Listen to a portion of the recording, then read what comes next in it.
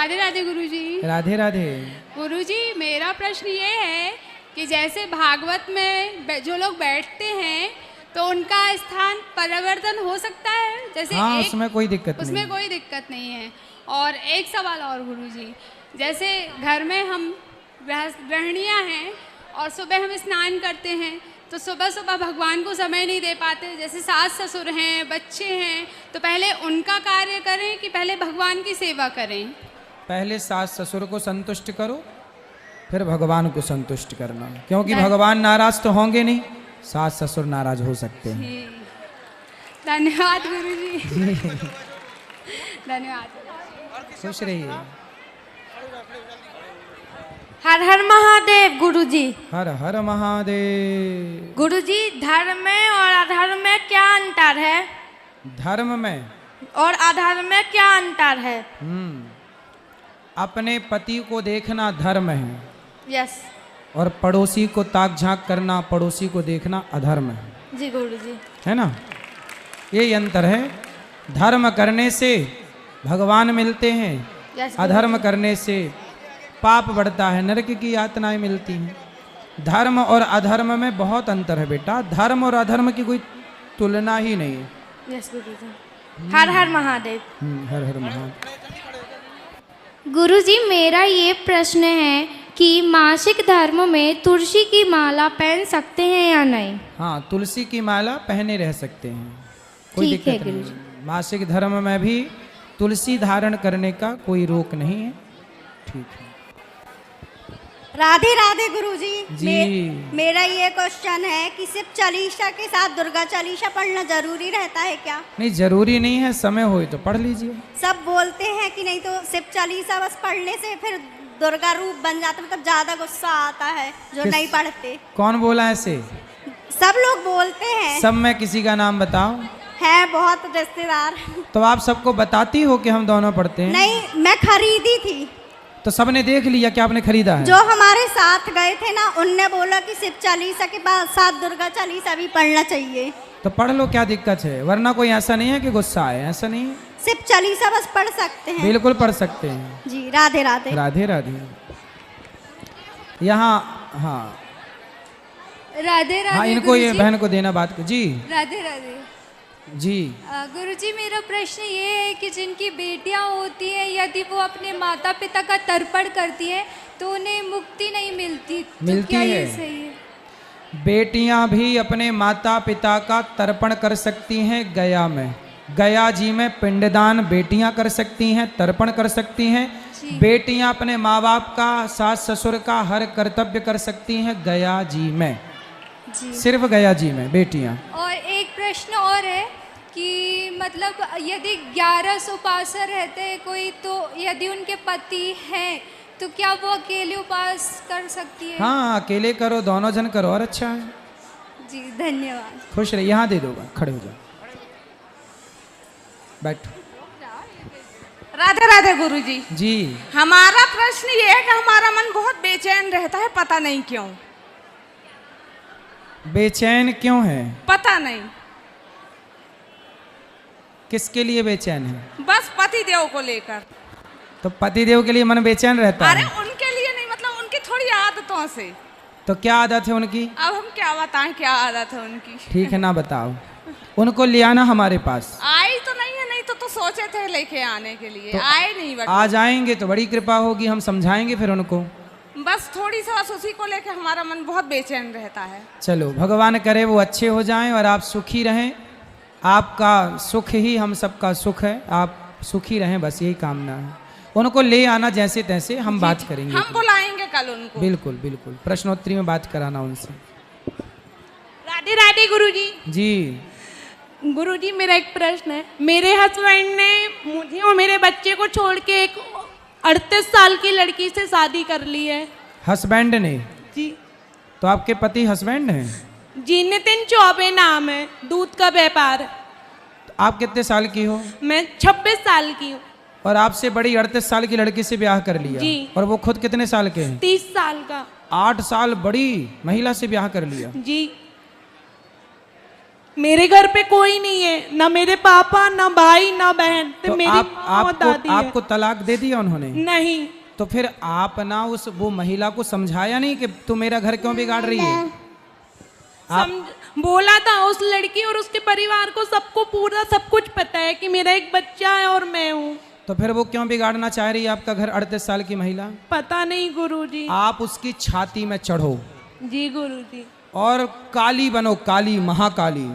त्रिशूल ली है ना माँ भगवती दुर्गा, तुम दुर्गा हो, तुम लक्ष्मी हो, तुम सावित्री हो, तो तुम्हें काली भी बनना पड़ेगा, महाकाली भी बनना पड़ेगा अपने पति के लिए। जी गुरु। और उसको समझा दो कि सुन कलमुही, मेरे पति का साथ छोड़ दे, वरना 3-4 दांत तोड़ के अपने पति को गिफ्ट कर देना। ये रहे जी गुरु। हर नारी को, तुम्हारा किसी का भी पति पराई औरत के चक्कर में पड़े तो सबसे पहले समझाओ एक बार पति को और उस डायन को, ठीक है? यदि वो चुड़ैल समझे तो समझे, नहीं छाती पर मूंग धरो उसकी। शादी ही करा है। शादी कर लिया? हाँ। उसकी शादी लीगल है ही नहीं, आपसे तलाक लिए बिना वो शादी कर ही नहीं सकता कानूनन।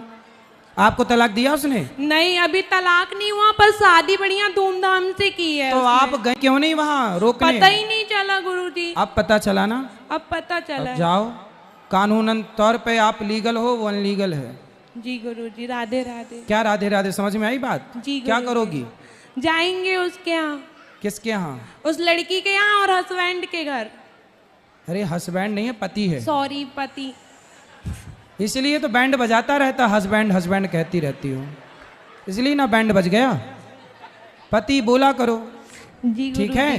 जी तो गुरु। पति है वो, और आप उसके पास नहीं थी जब वो शादी कर लिया। आपको पति को छोड़ के कहाँ चली गई? शादी करके दूसरे दिन हमारे घर ही आया था। तो फिर आपने क्या किया? शादी के एक दिन पहले भी आया था, पता नहीं था। फिर जब शादी करके आया कलमुही को लेके, फिर क्या किया आपने? वो लेके नहीं आया, वो अकेला ही आया था। अच्छा, तो फिर आप अपने पति के साथ रहती ना प्यार से, आप ज्यादा प्यार देती तो उसे और किसी के प्यार की जरूरत ही ना वो पड़ती। 1000 लड़कियों से बात करता फेसबुक में। तो ये बात उस 38 साल वाली महिला को पता है कि वो तीसरी और चौथी और सबको रखा है? जी। आप बताना जाओ, उसको बोलना समझाओ पहले, छोड़ दे मेरे पति को, वरना फिर आप काली बनो। जी गुरुजी। गुरुजी राधे राधे। जी। गुरुजी मेरा यह प्रश्न है, मेरे पापा जी बहुत शराब पीते हैं और घर वालों को बहुत परेशान करते हैं। कहाँ हैं आपके पिताजी? पापा नहीं बोलते, पिताजी। मेरे पिताजी घर पर हैं। लाना, हमसे बात कराना। पीते हैं तो उनको लाना था ना। गुरुजी वो एक भी नहीं मानते, वो आते भी नहीं हैं। तब लाओगे नहीं तो फिर बिना हॉस्पिटल का इलाज कैसे होगा? तो सर वो आते ही नहीं हैं। हाथ पांव पकड़ के लाओ, माँ से बोलना उठा के लाएं। वो माँ को ही उल्टा सीधा कह देते हैं, किसी को नहीं वो करते। और वैसे जब शराब नहीं पीते तो वो सबको अच्छे से बात करते हैं। एक बार उनको दिखवाए थे तो कह रहे थे कि उन्हें किसी ने कुछ करवाया है। कुछ करवाया नहीं होता बेटा, ये सब बातें हैं। शराब पी रहा है, उसमें कोई क्या करवा देगा? खुद अपने से ना जाके खरीद के पी रहा है, कोई शराब थोड़ी उसके मुंह में आके घुस रही है। ले आना, ऐसे लोगों को हम ठीक कर लेते हैं, ले आना बस। जी गुरुजी मेरा दूसरा प्रश्न है, घर में पीपल का पेड़ लगा सकते हैं पूजा के लिए? लगा सकते हैं, डिब्बे में लगा कर रख सकते हैं। रख लो, जब बड़ा हो जाए तो कोई अच्छी जगह लगा देना, फिर दूसरा लगा लो। जी गुरुजी। राधे राधे गुरुजी। राधे राधे। इनको देना, ये बहन को। राधे कान राधे में डिब्बी लगाया बेटा। राधे राधे गुरुजी। जी। आपके चरणों में कोटि कोटि प्रणाम। जी। मेरा ये सवाल है गुरुजी कि जैसे अपन गुरु मंत्र का जाप करते हैं तो फिर उसके बाद जैसे घर में अपन डेली काम करते हैं तो उस टाइम अपन राधे राधे या ओम नमः शिवाय या गुरु मंत्र का जाप जैसे आदि भगवानों का नाम ले सकते हैं या एक ही नाम ले सकते हैं? देखो, भगवान तो बहुत नहीं होते, भगवान एक ही होते हैं, और भगवान के अनेक नाम होते हैं। चाहे राम कहो, कृष्ण कहो, नरसिंह कहो, वामन कहो, सबका मतलब एक ही जैसे है। दिन भर आप जो गुरु मंत्र लिए हैं उसी का जाप करो। अच्छा। और गुरुजी मेरा ये भी सवाल है कि जैसे मैं प्रेमानंद जी महाराज को बहुत मानती हूँ और आपकी वीडियो भी मैंने उनके साथ देखी थी, मुझे बहुत अच्छा लगा आपको उनसे मिलते हुए, और मेरा उनके प्रति बहुत ही ऐसा भाव है, मतलब कि तो जैसे मैं गुरु मंत्र का जाप करती हूँ और राधे राधे का जाप करती हूँ तो ज़्यादा मेरे लिए क्या महत्वपूर्ण है? दोनों अपनी जगह श्रेष्ठ है, कोई छोटा थोड़ी होता है मंत्र। सही है, राधे राधे जपना भी अच्छा है। और गुरु पर जो गुरु मंत्र जो मंत्र दिया जाए राधे राधे तो जपना ही चाहिए। राधा ही तो आधार है सृष्टि का। जैसे जो मंत्र है वो भी जपो और राधा राधा भी जपो। जी गुरु जी, राधे राधे गुरु जी। जी राधे राधे गुरुजी। जी मेरा ये प्रश्न है कि मैंने सुना है और देखा भी है कि लोग कहते हैं औरतों को हनुमान जी की पूजा नहीं करनी चाहिए। पूजा कैसी करनी है हनुमान जी की? मतलब कुछ भी अगर उनकी पूजा करो तो नहीं करनी किसी चाहिए। भी प्रतिमा को, चाहे हनुमान जी हो, राम जी हो, कृष्ण जी हो, मंदिर में जो मूर्तियां हैं, प्रतिमा हैं, उन्हें ना स्पर्श नहीं करना चाहिए। ना आप स्पर्श करो ना हम, ना पुरुष को स्पर्श करना चाहिए ना स्त्रियों को। अब जैसे मंदिर में गर्भगृह में भगवान हैं, हम पुजारी को दें जो भी सामान वो पूजा करें, क्योंकि हम 17 जगह घूम के आए, 17 लोगों को छू करके आए। अपवित्रता पवित्रता का ख्याल तो रखना ही चाहिए, है ना। इसलिए हमें भी नहीं, मैं भी, मेरा भी अधिकार नहीं है कि मैं मंदिर की मूर्ति को जाके छू लूँ। इसलिए मैं भी मंदिरों में जब मैं पुजारी हूँ, जब मैं पूजा कर रहा हूँ तब मैं पूजा करूँ, छू सकता हूँ। बाकी टाइम मैं दूर से प्रणाम करूँ। मैं भी मंदिरों में जाता हूँ ना, अंदर नहीं जाता, दूर से ही प्रणाम करता हूँ, क्योंकि मैं सबके बीच से आया हूँ। सबके बीच से आके पता नहीं कोई शुद्ध था कोई अशुद्ध था, फिर मंदिर में घुसना ये सही नहीं है। तो हनुमान जी को भी शुद्धि अशुद्धि का ख्याल हर स्त्री ही नहीं पुरुष को भी रखना चाहिए। चलो राधे राधे। इनको बात कराओ, इनको आपके पास। राधे राधे गुरुजी। जी मेरा प्रश्न है कि महिलाएं क्या सुंदरकांड का पाठ कर सकती हैं? करती हैं, सबको करना चाहिए। कौन बोला नहीं करना चाहिए? हम कुछ दिन किए लेकिन बोलते महिलाएं सुंदरकांड का पाठ नहीं कर किसने सकती। बोला ये? सब अब बोलने वाले बोल देते हैं। नहीं, उनको मिर्ची के धुआं की बहुत ज़रूरत है। उनको उल्टा लटकाओ, सीधा मिर्ची का धुआं दो। अच्छा काम लोग खुद तो करते नहीं, और कोई दूसरा अच्छा काम करे तो उसे रोकते और हैं। सुंदरकांड तो जो पढ़ेगा उसका जीवन सुंदर होगा। मैंने खुद सुंदरकांड का पाठ किया। सबको, महिलाएं पुरुष सब करो। और मेरा दूसरा प्रश्न ये है गुरुजी कि जैसे हम पूजा करते हैं जी, तो कभी कभी मतलब पूजा से मन विचलित मेरा हो जाता है और एकदम अशांत हो जाता है। सत्संग किया करो, कथाएं रोज सुना करो। कथाएं जब निरंतर सुनेंगे ना तो मन धीरे धीरे कंट्रोल होगा। जी गुरुजी, राधे राधे। जी, वो वहाँ ले जाना, वो सफ़ेद कपड़े वाली बहन को दो। फिर इस तरफ भी बात कराना ही, भैया लोग हाथ उठाएंगे। सब बैठ जाओ, बात करेंगे सबको।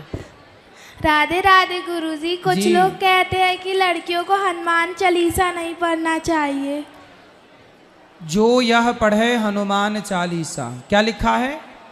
जो यह पढ़े हनुमान चालीसा। क्या मतलब हुआ इस चौपाई का?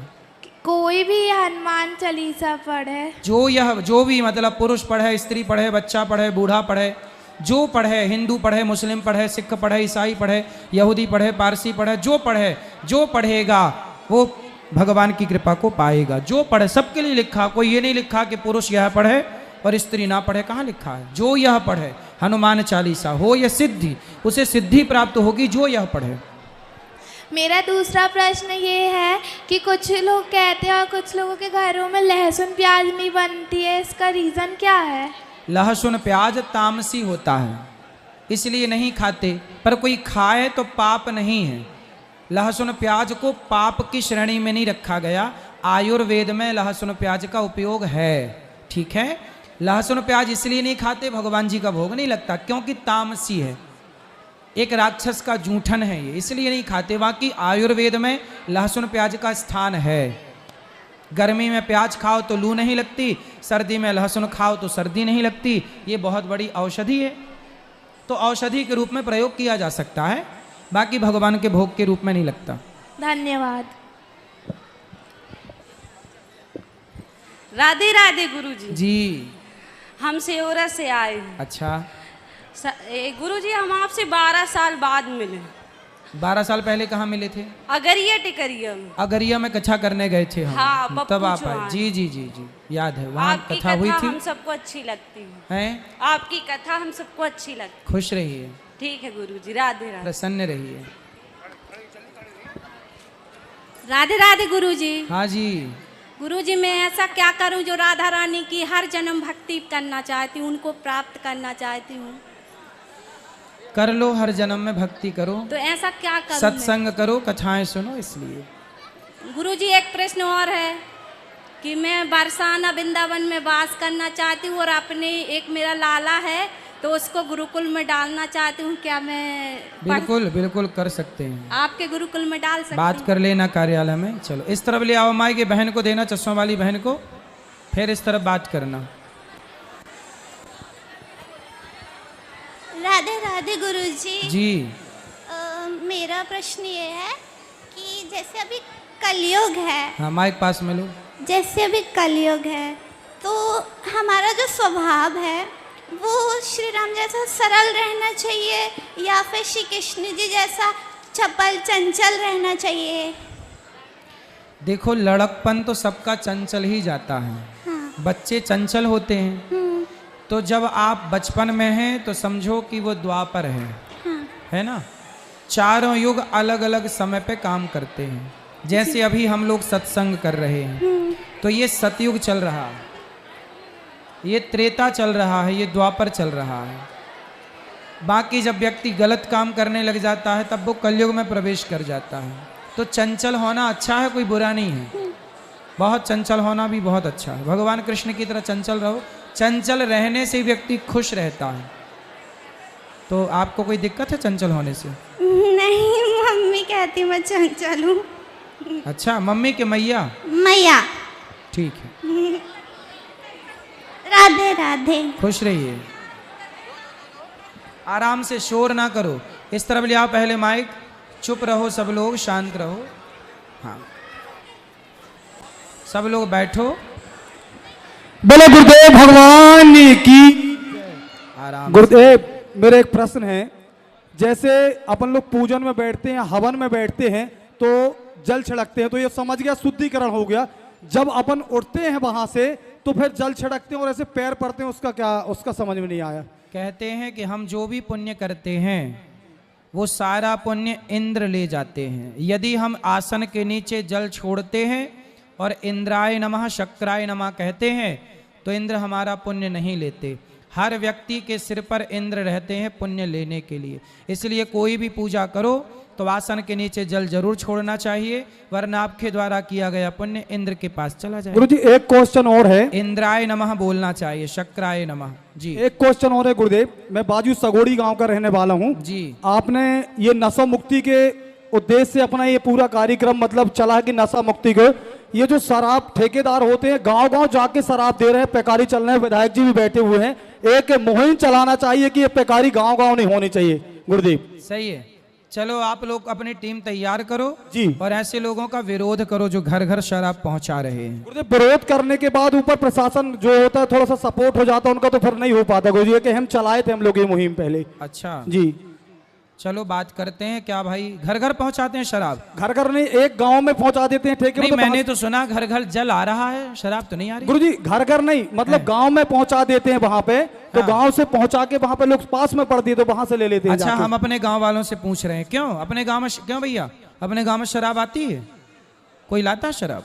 आपसे पूछ रहे हैं, बताओ आती है? अरे बताओ, हमारे गांव में भी शराब आती है मतलब है? हर गांव में आती है। कौन लाता है? कौन लाता है? चलो बात करेंगे लाने वाले से, कौन है, बात करते हैं इस विषय में।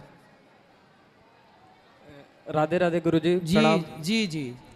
मैं वीरेंद्र विश्वकर्मा अनूपपुर से आया हूँ जी, और मेरे घर के सभी लोग आपके बहुत बड़े भक्त हैं जी, और सभी लोग आपको देखते हैं, सुनते हैं प्रतिदिन जी। गुरुजी मेरा सवाल आपसे ये है कि माता पिता की सेवा करना चाहिए या फिर भगवान का सेवा करने सबसे बताऊँ? माता पिता की भी सेवा करो, भगवान की भी करो। माता पिता ही भगवान है, इस भाव से सेवा करो। अच्छा। और गुरुजी जैसे हम प्रतिदिन ये सोचते हैं कि हम आगे चल के क्या करेंगे, हमें ये करना है, माता पिता के लिए ये सब करना है, तो आप गुरुजी क्या सोचते हैं रोज, आपके मन में क्या विचार है? मेरे मन में बस यही विचार चलते हैं कि अब यहाँ स्कूल बनाना है, फिर बच्चों को पढ़ाना है, वृद्ध माओं की सेवा। मैं सवेरे जागता हूँ तो द्वार पे हजारों साधु संत रहते हैं वृंदावन में। सवेरे जागते ही मैं पूजा पाठ करके संतों को भोजन प्रसादी बांटने लग जाता हूँ। फिर रसोई चलती है वो करता हूँ, भगवान जी की सेवा है, लक्ष्मी नारायण भगवान उनकी सेवा करता हूँ, भक्तों से मिलता हूँ, फिर कथा सुनाता हूँ। यही करते करते सुबह से शाम हो जाती है। गुरुजी आप एक चीज़ और है, आपसे प्रार्थना है कि मुझे आने में यहाँ पे बहुत समस्या हुआ है, इसके लिए कि यहाँ का पता मुझे नहीं मिल रहा था। कहाँ से आए हो आप? मैं अनूपपुर से आया हूँ। अनूपपुर से? अच्छा, बहुत दूर से आए हैं। वाह, चलिए पता मैं बोल दूंगा कि ठीक करें इसको। बोलो बेटा। राधे राधे गुरुजी। हाँ बेटा। जीवन में वेदों का क्या महात्म्य है? किसका? वेदों का। वेदों का? वेद भगवान की वाणी है, वेद ही प्रमाण है। जो वेद कहते हैं, वेद के रास्ते पर चलना ही धर्म है और वेद के रास्ते पर ना चलना ही अधर्म है। ठीक है? राधे राधे गुरुजी, जय श्री राम। जय श्री राम। हम लोग हिंदू संगठन के लोग हैं, जबलपुर से आपसे मिलने के लिए आए हुए हैं जी। कि हम अब चाहते हैं कि आप संदेश दें लोगों को, यहाँ से जो आजकल कुरीतियाँ चल रही हैं हमारे धर्म के लोगों को, आप देख रहे हैं लड़कियाँ क्या कर रही हैं, और भी हमारे लोग जागरूक ही नहीं हो रहे हैं। देख रहे हैं हमारे साथ क्या हो रहा, पहलगाम में भी क्या हुआ, उसके बाद भी लोग जागरूक नहीं हो रहे। तो क्या कहना चाहेंगे आप इसके लिए कुछ? कथा में कहते हैं, आगे भी कहेंगे कि लव जिहाद चल रहा है अपने क्षेत्र में। क्या? बहुत ज़्यादा चल रहा है। हम तो इसके ऊपर काम कर रहे हैं। लैंड जिहाद चल रहा है, आपको नया मैं बताऊं कि लैंड कब्जा करके उसके ऊपर जिहादी काम कर रहे हैं, इसको लड़ रहे हैं हम लोग। हमारे क्षेत्र में तो जबलपुर में पूरा अपना बाईपास है, कैप्चर हो चुका है ये तो जिहादियों से, मुस्लिमों से खासकर। तो मैं चाहता हूँ आप कुछ बोले हमारे लोगों को, ताकि वो सचेत हों, थोड़ी आगे का देख के चलें कि क्या हो रहा है हमारे देश में। हमारे धर्म के ही लोग हमारे धर्म को खतरे में डाल रहे हैं। सही है, बात करेंगे इसमें कथा में विस्तार से। जी जी, जय श्री राम। लव जिहाद पर तो हम बोलते ही हैं, आगे इस पर भी बात करेंगे। जी राधे राधे गुरु जी। जी, मेरा प्रश्न ये है कि जैसे शिव जी की पत्नी का नाम पार्वती जी है, हर मंदिर में उनकी प्रतिमा लगाई जाती है, ऐसे ही कृष्ण जी की पत्नी का नाम रुक्मणी है, लेकिन राधा जी की मूर्ति हर जगह क्यों होती है, उनकी मूर्ति क्यों नहीं होती है? क्योंकि राधा जी भी भगवान की पत्नी है, भगवान की बहुत पत्नियां हैं। राधा रानी के जब से ही कृष्ण मिलेंगे या किसी और जब से भी कृष्ण मिल सकते हैं? राधा रानी के जब से ही कृष्ण मिलेंगे या किसी और जब से भी कृष्ण मिलेंगे? पहले ये क्लियर समझो कि रुक्मणी और राधा जी ये दो नहीं है। ये बताओ आपके पिता आपको क्या कहते हैं? जो मेरा नाम होगा उससे संबोधित करेंगे। शादी हो गई आपकी? जी। पत्नी क्या कहती है आपको? जिस नाम से पिता बुलाते हैं क्या वही नाम से पत्नी बुलाती है आपको? जी नहीं। क्या नाम है पत्नी, क्या बोलती है आपको? आप करके ही बात करती हैं। ठीक है, पत्नी आपको पति कहती है जी। पिता आपको पुत्र कहता है। आपका बेटा है? जी नहीं। बेटी है? जी नहीं। चलो, जब होगा तो वो आपको पिता कहेगा या कहेगी जी। तो आप एक है ना? जी। लेकिन आपको बेटी, आपकी बेटी पिता कहेगी, पत्नी पति कह रही है और पिता पुत्र कह रहा है। आप एक हैं पर आप तीन रूपों में हो गए कि नहीं? जी हाँ। उसी तरह जैसे आप एक हैं पर आपको देखने वाले अलग हैं तो आपके रूप अलग हो गए, उसी तरह आपके तीन रूप हो सकते हैं। तो रुक्मणी और राधा ये एक होकर दो रूपों में क्यों नहीं दिख सकती? जो राधा है, राधा भी लक्ष्मी है जी। और रुक्मणी भी लक्ष्मी है। बोलो हाँ। हाँ। तो दोनों एक तत्व हैं पर लीला करने के लिए दो रूपों में दिखाई पड़ते हैं, कंफ्यूज ना होना। राधे राधे जी। हेलो मलास। हेलो बेटा। तुलसी का माला पहनने से क्या होता है? तुलसी की माला पहनने से क्या होता है, ये सवाल है। तुलसी की माला जो है ना, तुलसी बहुत बड़ी औषधि है। जब तुलसी हम अपने गले में पहनते हैं तो वह हमें सकारात्मकता से भर देती है। साथ ही तुलसी भगवान को बहुत पसंद है, तो जो तुलसी पहनता है भगवान उनसे बहुत प्यार करते हैं, इसलिए तुलसी पहनना चाहिए। ठीक है? राधा वल्लभ श्री हरिवंश गुरुदेव जी। जी गुरुदेव जी, मेरा पहला प्रश्न यह है कि एक विद्यार्थी की दिनचर्या क्या होनी चाहिए और आपकी विद्यार्थी जीवन में क्या दिनचर्या होती थी? विद्यार्थी का काम है पढ़ना, और पढ़ना कैसे? समझ समझ के पढ़ना। पढ़ाई का मतलब ये नहीं कि तोते की तरह रटते रहो। पढ़ाई का मतलब है विषय को समझो, विषय की गहराई और गंभीरता को जानो। विद्यार्थी के लक्षण है अल्पाहारी, ग्रही, त्यागी।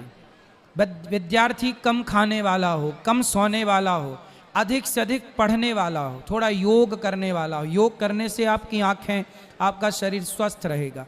तो योगी बनो, योग करो और मन लगा के पढ़ाई करते समय केवल पढ़ो, मोबाइल को दूर रखो, लोगों को दूर रखो, केवल मन लगा के पढ़ो, विषय को समझो।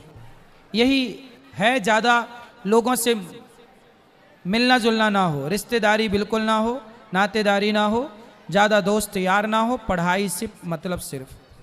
गुरुदेव जी, मेरा दूसरा प्रश्न ये है कि ब्रह्मचर्य का क्या अर्थ है और ये हमारे जीवन में किस तरह लाभदायक है? जैसे गन्ना का सारा रस निचोड़ लो तो गन्ने का क्या बचा? गूदा बस बचा है, बस छिलका बचा, सूखा हुआ। ऐसे ही आपके शरीर से ब्रह्मचर्य निकल जाएगा तो बस वो छिलके की तरह रह जाओगे।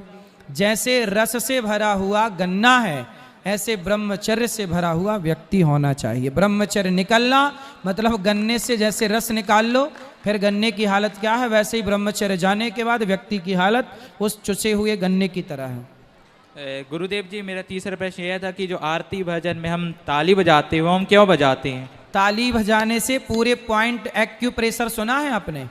पूरे पॉइंट हाथ में होते हैं। ताली बजाने से, दबाव पड़ना से हमारे जितने ब्लॉक हैं शरीर के सारे खुल जाते हैं और शरीर में खून का संचार बढ़िया होता है। इसलिए साइंटिफिक ये कारण ताली बजाने का। आध्यात्मिक ताली बजाने से जो ईश्वर के सामने ध्वनि हाथों की निकालता, ढोल नगाड़ा सब बजा नहीं सकते, तो प्रभु के हाथ से ताली बजा बजा कर हम भगवान को प्रसन्न करते हैं। इसलिए ताली बजाने का आध्यात्मिक कारण ये है। गुरुजी, मैं 10th क्लास का विद्यार्थी हूँ। आज मेरा रिजल्ट आया था, 92% बने हैं आपकी दया से, आपके आशीर्वाद से। भगवान, आप खूब पढ़ो बेटा, मन लगा, खूब ऐसी मन लगाओ पढ़ाई में। महाराज जी, सादर प्रणाम कर रहा हूँ। मैं डॉक्टर नितिन दुबे, जबलपुर पाटन से आया हूँ जी। महाराज जी, मेरा क्वेश्चन ये है कि जनेऊ आजकल एक प्रथा सी बनी है, सभी लोग पहन रहे हैं। ठीक है। ये पहले तो ब्राह्मण पहनते थे, आजकल ये सभी, तो ये इसके बारे में पूछना चाह रहा हूँ कि क्या ये जनेऊ सब पहन सकते हैं क्या? हाँ, ब्राह्मण, क्षत्रिय, वैश्य तीनों का जनेऊ संस्कार यज्ञोपवीत संस्कार होता है जी। शूद्र को भी जनेऊ गले में कंठी बना करके, जनेऊ में तुलसी की माला, तुलसी का दाना डालकर और ऐसे गले में माला की तरह जनेऊ पहनना चाहिए। शूद्र को भी, शूद्र भी जनेऊ पहने, परंतु ऐसे गले में कंठी बना करके एक तुलसी का दाना उसमें डाल ले जनेऊ में। और ब्राह्मण, क्षत्रिय, वैश्य को पूरे विधान से यज्ञोपवीत संस्कार करा के और यज्ञोपवीत धारण करना चाहिए। सबके लिए है यज्ञोपवीत। महाराज जी, जनेऊ से पहनने से क्या फायदा मिलेगा? जनेऊ में ब्रह्म गांठ होती है जी। मर्यादा का बंधन है जनेऊ। हमारे यहाँ जनेऊ पहनना मतलब ये हमारे लिए गौरव का विषय है। देखो, जनेऊ पहनते हैं ना तो कान में लपेटते हैं, कान में जो हमारी वॉशरूम की, हमारी जो यहाँ की नसें होती हैं, कान में एक्यूप्रेशर जब करते हैं हम, कान का खिंचाव और दबाव बनता है तो हमारी जो मूत्रेंद्रिय है और मलेंद्रिय है, ये मलमूत्र का विसर्जन बड़ी आसानी से होता है कान के दबाव से। इसलिए साइंस कहता है कि कान के दबाव से हमारे शरीर में पेट हमारा ठीक ठीक से साफ होता है। तो पहला तो साइंटिफिक रीजन है। दूसरा, हमारे यहाँ जो यज्ञोपवीत है वो उसमें जो गांठ लगी होती है उसमें ब्रह्म गांठ होती है। यज्ञोपवीत में हमारे यहाँ देवी देवताओं का वास होता है। तो यज्ञोपवीत धारण करना मतलब हमने अपने हृदय में, शरीर में ईश्वर को आसन दे रखी है।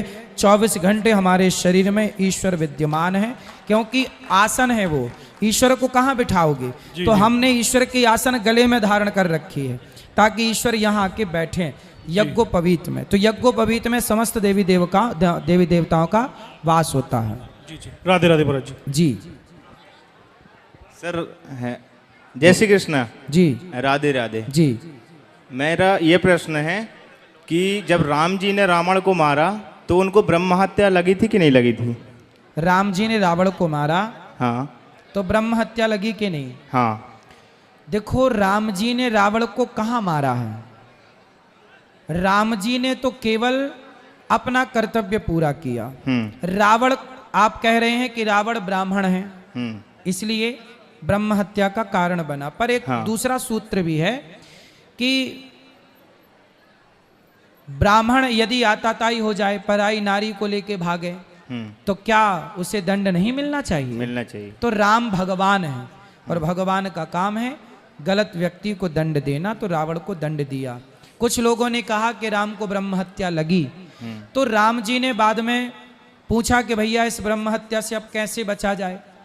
तब राम जी ने वो उपाय किए जिस उपाय से ब्रह्म हत्या से बचा जाता है। भगवान को वैसे कोई श्राप, कोई हत्या वगैरह लगती नहीं है, पर व्यवहारिक जगत में यदि लोगों ने कहा कि लगी है तो राम जी ने वो सारे कार्य कर लिए जिससे वो हत्या से मुक्ति मिलती है।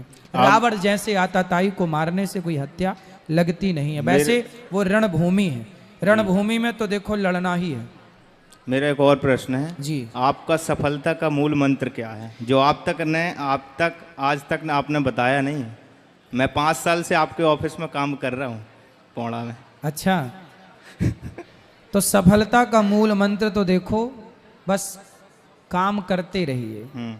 मैंने कभी फायदा क्या होगा, नुकसान क्या होगा, इस पर मैंने विचार नहीं किया, सिर्फ काम किया है। जी जान लगा के मैंने काम किया है। मेरा जब विवाह हुआ ना, तो गांव के लोग मेरे साक्षी हैं। जब मेरा विवाह हुआ तो मेरे हाथ की मेहंदी नहीं छूटी थी और मैं तुरंत विवाह के कुछ ही दिनों में भागवत करने बाहर चला गया था। मतलब मैं महीनों महीने बाहर रहा करता था गांव से, भागवत करने 1 महीने 2 महीने के लिए बाहर काम करता रहता। दिन भर काम करता करता मैं आराम नहीं करता था, दिन रात काम करता था, मेहनत करता था। और बस वो मेहनत का परिणाम है, जब आपकी नीति और नियत साफ हो और आप कर्मठ हो तो ईश्वर आपका साथ जरूर देते हैं। मैंने ईश्वर पे पूरा भरोसा किया, जो भी किया भगवान के भरोसे किया। मैं जब यहाँ था गांव में, तब भी मैं सवेरे जाग कर सबसे पहले भगवान की मंदिर में पूजा ही करता था, ईश्वर की आराधना करके किसी काम की शुरुआत करता था। तो देखो जब आप नीति अच्छी हो आपकी, जब आपके विचार अच्छे हो, आप सबका भला सोचते हो, तो फिर भगवान जरूर आपका भला सोचेंगे। मैंने कुछ नहीं किया, मैं अपने को सफल नहीं मानता, भगवान की कृपा मानता हूँ कि केवल कृपा है, ये कोई सफलता नहीं है। आप लोग सफलता देख रहे हैं, आज का अनिरुद्धाचार्य आप देख रहे हैं, लेकिन इस सब के पीछे केवल भगवान की कृपा है। उस कृपा के बिना कुछ भी संभव नहीं है। ये अनिरुद्धाचार्य ईश्वर की कृपा है, बस ये उसी कृपा का परिणाम है और कुछ नहीं। एक प्रश्न और है जी, कि आप हमेशा 1 महीने 2 महीने में आता रहिए।